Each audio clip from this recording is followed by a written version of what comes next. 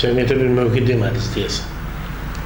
Partiyanın mövqeyi Səxavət bəy Facebookda yazmışdı. Biz də Facebookda, məqalələrdə və s. Mən şəxsən o məsələni aydınlaşdırmaq üçün bir məqalə yazdım və Bassa info saytında. Yəni bu partiyada məsələni müzakirə eləmədiniz ki? Belə, yəni müavinlik səviyyəsində müzakirə olundu.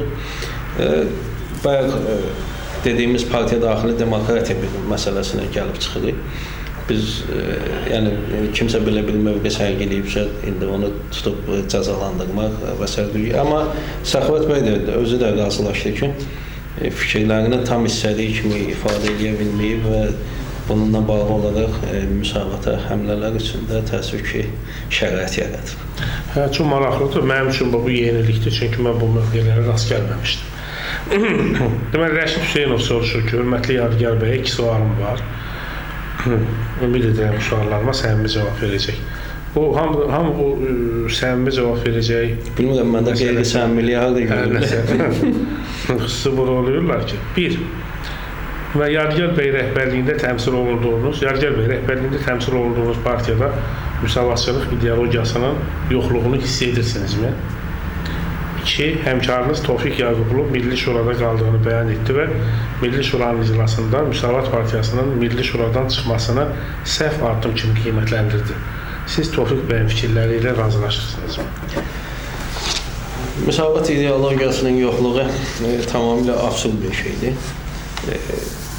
Biz partiyanın nə bilim, strateji, taktiki addımlarını tənqid eləmək olar, biz tənqidləri açığıq və tam səmimi deyirəm ki, Azərbaycanda tənqidə normal, nisbətən normal, başqalarından daha normal münasibət bildirən partiya ilə Müsavat Partiyası kifayət qədər də dözümlü yanaşır.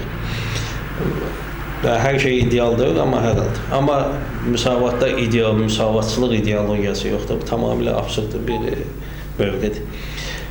Milli Şura ilə bağlı isə o vaxt da Tofiq bəyin də mövqeyi məlum idi, həbsi olanda da mövqeyi məlum idi. Mən Tofiq bəydən tamamilə əks mövqe tutmuşam. Təsadüfən bir dəfə mənim adım hallandı. Düzü mən əvvəlcə buna münasibət bildirmək istəmirdim. 2013-cü ilin dekabrında bu proseslər belə gedirdi.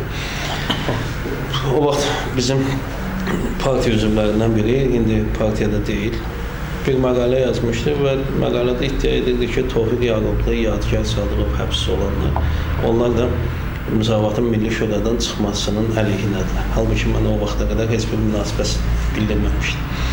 Buna görə də mən münasibət bildirməli oldum və məqalə yazdım, münasibətimi yazdım, göndərdim və Milli Şuradan çıxmayı dəstəklədim. Əgər lazımdırsa, niyə dəstəklədiyimi də izah edə bilərəm.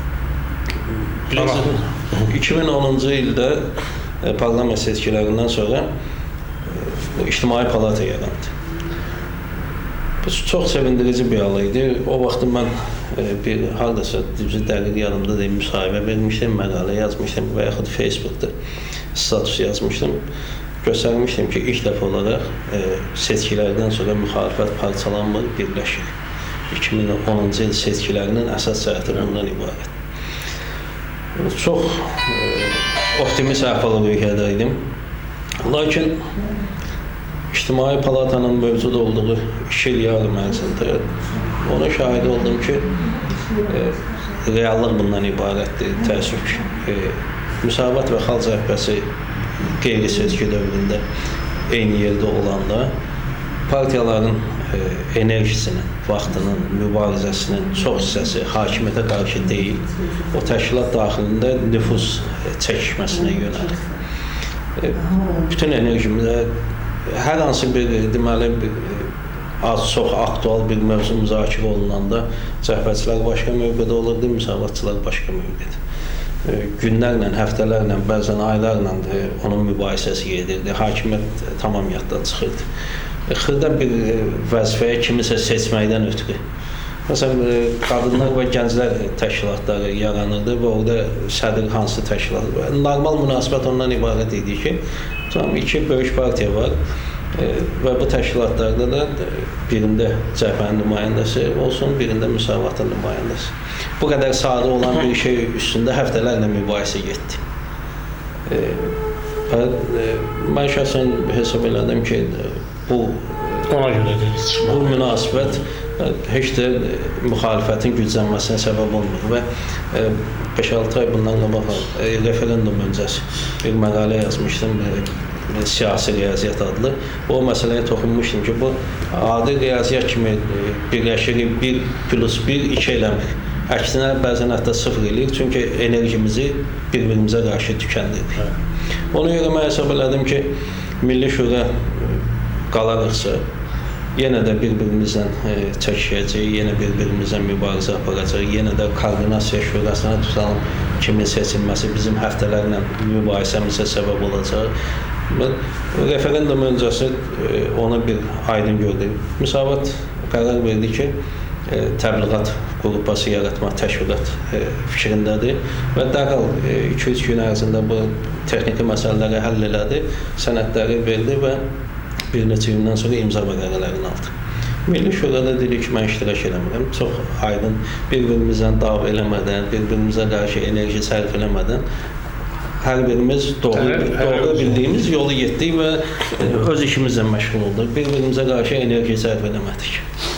Yəlgər bəy, bu İctimai Palata haqqında sual var ki, o vaxtı Rauf Arifoğlu'nun hakimiyyəti işləyir bəhanəsi ilə siz İctimai Palatadan çıxıbsınız. Bəs nədən Rauf Arifoğlu Müsavat Partiyasından özü çıxmayanacan onun partiyadan çıxmasını tələb eləmədiniz? Namiq Salam soruşur. Əvvəl onu deyim ki, mən heç vaxt bəhanə ilə hərəkət eləmirəm. Mən göstərəndə səbəb göstərirəm. Bəhanə, məsəl üçün, başqa cür olur. Belə deyək, 2013 seçkisi öncəsi AXC tərəfindən miting komitəsinin həmsədri təyin olunmuş Asif Quliyev idi, səhv eləmirəm. Bəhanə ilə cəhbədən çıxdı, Milli Şuradan çıxdı, Cəmil Həsənli dəstəkləməkdə imtina elədi. Seçkilərə səhv eləmirəmsə 3 gün qalmış. Və bəhanə belə olur. Mən bəhanə göstərməmişəm, səbəb göstərmişəm. Və İctimai Palatadan o vaxt 2012-ci ilin oktyabr ayıydı, səhv eləmirəmsə. Bir İctimai Palatanın bayaq dediyim səbəblərdən yaşadığım pərişanlıq da bunda rol oynadı. Hesab edirdim ki, artıq İctimai Palata Azərbaycan demokratik hərəkatına ciddi töhfə verə bilmək, bir-birimizlə didişməklə məşğuluq. Və demarş olaraq bir məqalə getmişdi Yeni Müsavat qəzetində, ona etiraz olaraq çıxdım. Əgər orada o məqalədə kifayət qədər ciddi sual ikinci hissəsini toxunmaq istəyirəm, Müsavat Partiyasından çıxmaqla var. Rauf Arifoğlu'nun Müsavat Partiyasından çıxmaqla var. Əgər o qədər ciddi səbəblər olsaydı, elə İctimai Palatada tələb eləyərdim ki, Rauf Arifoğlu'nu İctimai Palatadan çıxar. Bir məqalə idi, mən o məqaləni ziyanlı hesab eləyirdim. Lakin orada bir hüquqi cəhətdən, Müsavat Partiyasının nizamnaməsi cəhətdən tutub ortaya qoyasan ki, bu səbəbdən bu insan partiyadan xaric olunmalıdır, çıxarılmalıdır, belə bir əsas yox idi. Və ona görə də mən o müraciət eləmədim, partiyanın strukturlarına da müraciət eləmədim. Ümumiyyətlə, Rauf Arifoğlu ilə münasibətlərimiz normallaşıb, çünki o zaman belə bir qarşılıqlı ittihamlar var idi. 1-2 ay davam elədi. Sonra mən həbs olunanda Rauf Arifoğlu, Yeni Müsavat qəzeti sizə çox ciddi dəstək verdilər. Rauf Arifoğlu insafəndə 2013-cü ildə Cəmil Həsənlinin namizədliyinə çox ciddi dəstək verdi. Məqalələrim göndərirdim, çap olunurdu, tribuna yaratmışdı mənim üçün, sağ olsun. Lakin aydın məsələdir ki, sonradan deməli 2015-ci ildə Rauf Arifoğlu Müsavat Partiyasından çıxdı. Əməkdar jurnalist adını qəbul elədi, İlham Əliyevlə barışdığını qeyd elədi. Artıq başqa yolun yolçularıyıq. Belə, yəni, nə dostluq, nə düşmən o başqa yoldadır. Sizə qiymətləndirdiniz o Rauf Arifoğlu'nun o əməkdar jurnalist adamı İlham Əliyevlə. İsa bəy dedi barışdı.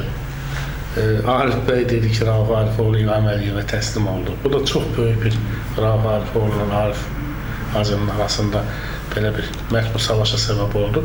Amma deyirsən, sizin onda mövqeyiniz mənə rast gəlmədi. Qatışmanız yoxsa necə? Əməkdar jurnalist adı alanda mən həbsdə idim.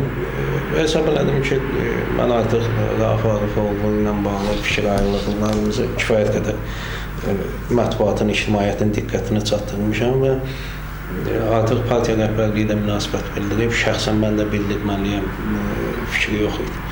Bir başqası olsaydı bəlkə də mən vaxtı ikən deyirdim deyə özün gözə soxmağa çalışardım. Bəyə dedim ki, bəy filan. Hesab elədim ki, artıq münasibət var ortada. Ümumiyyətlə mən bu istəyir jurnalistika ilə bağlı, istəyir artistlik ilə bağlı, müğənni ilə bağlı fəxri titulların tamamilə əleyhinə qeyri-siyasi mövqeylidir. Yəni, sırf Rauf Arifoğlu ilə bağlı elə bir yana. Çoxdan ləğv olunmalıdırlar. Lakin hələ də indiyə qədər qalıb. Sovet qalığı kimi qalır. Bəli, totalitarizmin bir qalığı kimi qalır və hakimiyyət də bundan istifadə etməyə çalışır. Görürsən, çox belə qəribə vəziyyət yaranır. Neçə minə toya gedən bir insan əməkdar adı almaqdan ötürü bir əldən gedir, bir ona da adı verəndə bir sevinir filan, bir qədər karşıya çıxdı. Onunla bağlı isə ən azı belə deyək, Rauf Arifoğlu müxalif mövqedən çəkilməsi idi. Ən yaxşı halda artıq bitərəf mövqeyə keçməsidir. İndi məqalələrinə baxanda bir hakimiyyətin təbliğatına da rast gəlmək olar, çox optimist proqnozlara da rast gəlmək olar. Hər halda bizim o məsələ Rauf Arifoğlunun Müsavat Partiyası ilə yollarının ayrılmasının rəsmiləşdirilməsi idi.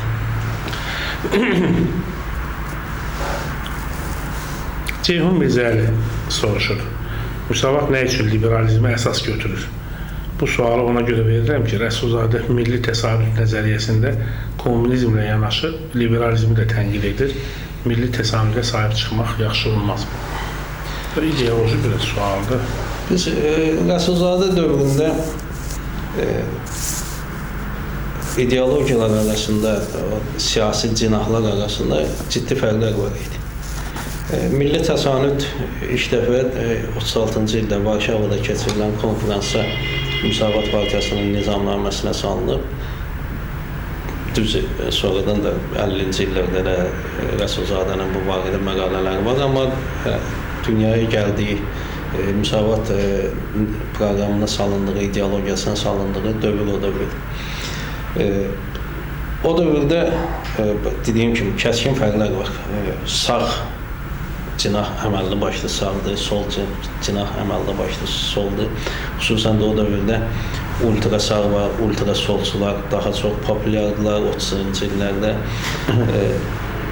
Digər tərəfdən dünya Böyük Depressiya adlanan kəskin iqtisadi böhran yaşamışdı 29-30-cu illərdə. Və buna görə də Rəsulzadənin xüsusən də iqtisadi cəhətdən liberalizmə qarşı çıxması mən şəxsən onunla izah edirəm. Rəsulzadə məqalələrində də göstərir ki, liberal iqtisadiyyat insanları, işçiləri sabahdan ümidsiz eləyir. Sabah necə olacaq, hansı proseslər yaşanacaq, işsiz qalacaq və s. və ilaxır bunlar məlum olmur. Amma Rəsulzadənin bunları yazdığı dövrdən xeyli vaxt keçib. Ciddi istənilən bir ideologiyalarla bağlı bir məqaləni, informasiyanı açıb oxuyanda görürsən ki, əvvəla yaxınlaşıblar. İndi bu saat heç bir normal ölkədə ultrasağ və yaxud ultrasol hakimiyyətə gəlmək şansı yoxdur. Hətta parlamentə düşə bilmirlər.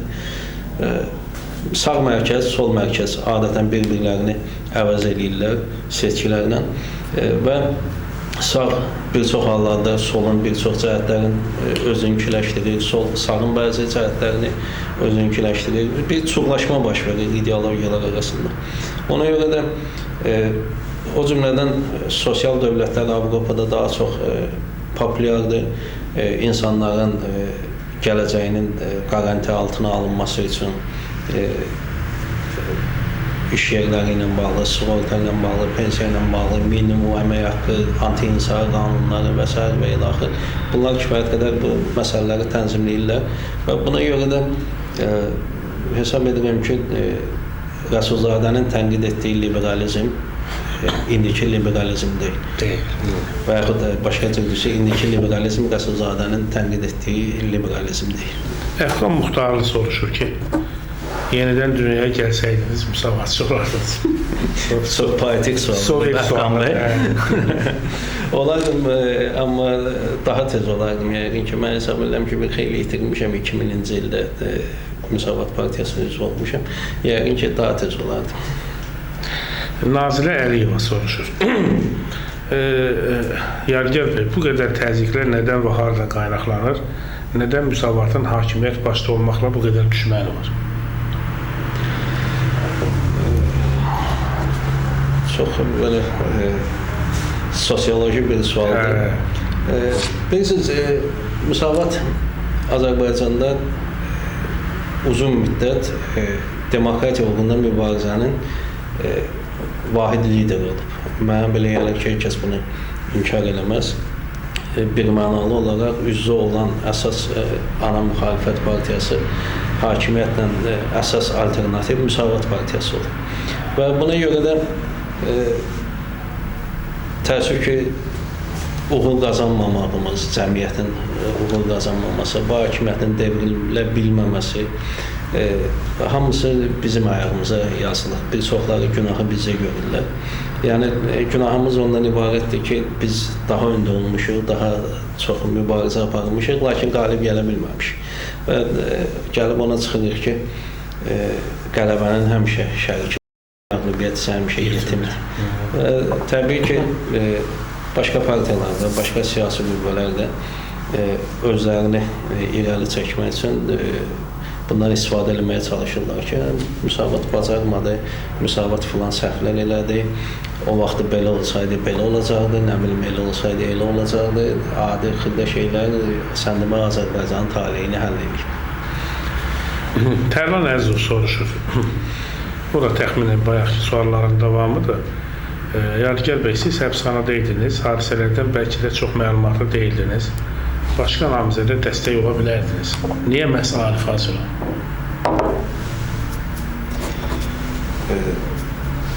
Arif Hacılı ondan ibarət oldu ki, deməli bu məsələ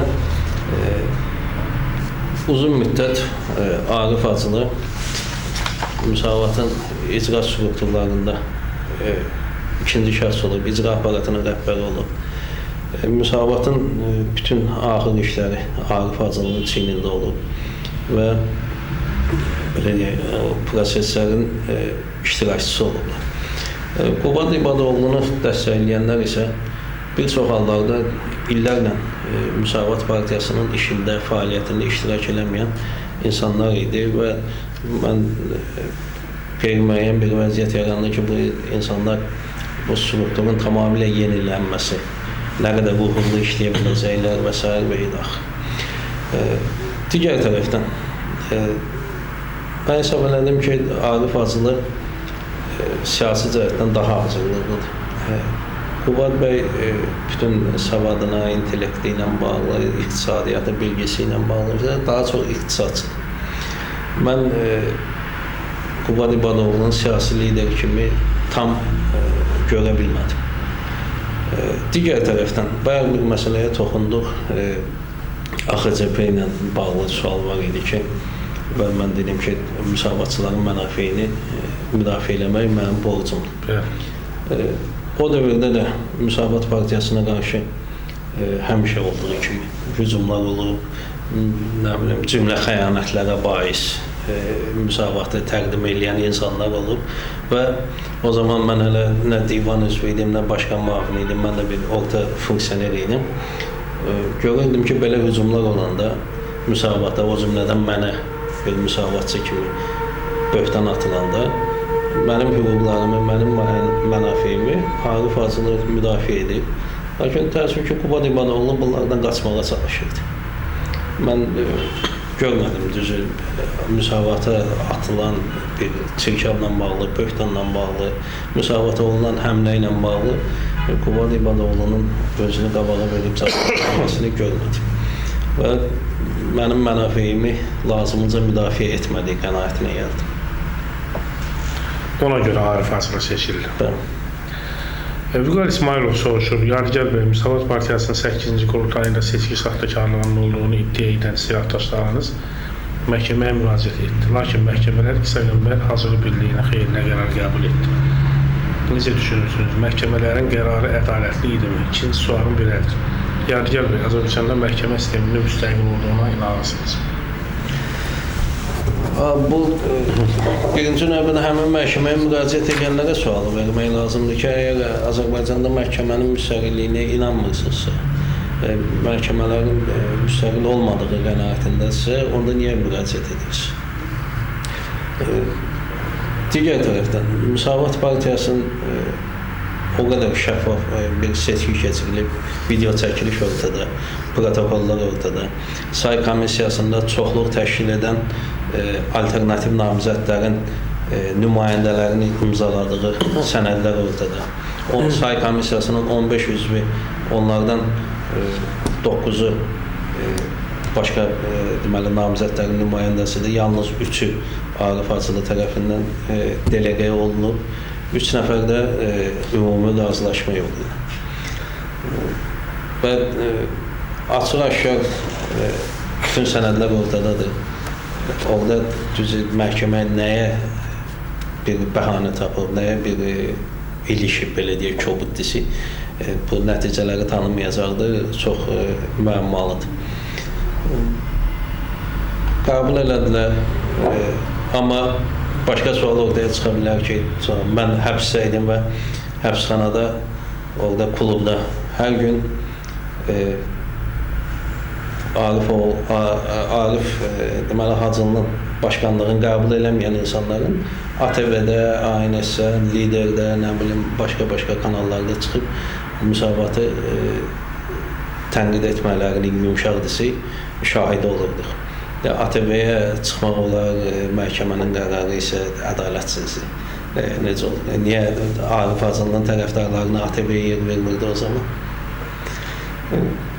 Tamamilə absurd bir şeydir. Məhkəmələrin ədalətsiz olduğunu isə sizcə mən də öz talihimizdə yaşamış insan. Çox yaxşı fikir. Deməli, burada bir sual var, həmin məsələ ilə bağlıdır. Əlövsət Əhədoğlu soruşur. Çox uzundur, təxminən bir səhifədir prosesi yazıb, amma məğzi nədir? Hörmətli Yadigar bəy, istərdim Müsavat Musayev kimi yox, dəyərlərə bağlı adam kimi aşağıda qeyd etdiyim situasiyaya münasibət bildirəsiniz. Faktların çox kiçik bir qismini sizə göndərirəm və Müsavatın 8-ci qurultayının video yazısını diqqətlə izləsəniz və protokolun ilkin və dəyişdirilmiş ikinci versiyasını tutuşturmaq imkanınız olsa, şahid olarsınız ki, başkan seçkilərində Arif Hacılının xeyrinə qurultay nümayəndəsi seçilməmiş 9 nəfərə Arif Hacılının rəhbərlik etdiyi icra aparatının təşəbbüsü sayəsində qurultay nümayəndəsi mandatı və seçki bülleteni verilib. Bu 9 nəfərə mandat verilməsi məsələsi qurultayın video yazısında və protokolun ilkin variantında əksini tapmasa da, protokolun saxtalaşdırılaraq əsası olmayan məlumatlar daxil edilmiş ikinci variantında əksini tapır. Qeyd edim ki, say komissiyasının rəsmi məlumatında Arif Hacılının 228 səslə, yəni seçilmək üçün tələb olunan və səs sayından cəmi 2 səs artıq səslə seçilməsi göstərilib. Lakin nəzərə alsaq ki, bu 228 səsin 9-u qeyri-qanuni verilib, onda aydın olur ki, Arif Hacılı 228 yox, 219 səs alıb və burada başkan seçkisi üçün tələb olunan səsdən 7 səs azdır. Yəni, Arif Hacılı seçilməyib və onun başkanlığı legitim deyil. Maraqlıdır, dəyərlərə bağlı olan adam kimi hörmətli Yadigar bəy yuxarıda qeyd etdiyim saxtakarlıqların müəllifinin rəhbərliyi altında özünü necə hiss edir. Burada bu protokolun hər ikisini də göndərib. Siz yəqin bununla tanış olmuşsunuz. Görmüşüm. Maraqlıdır bu necə? Deməli, protokolla bağlı, birinci protokolu deyim. Deməli, orada göstərilir ki, 420 nəfər qeydiyyatdan keçib birinci protokolda və qeydiyyat artıq hələ davam edir.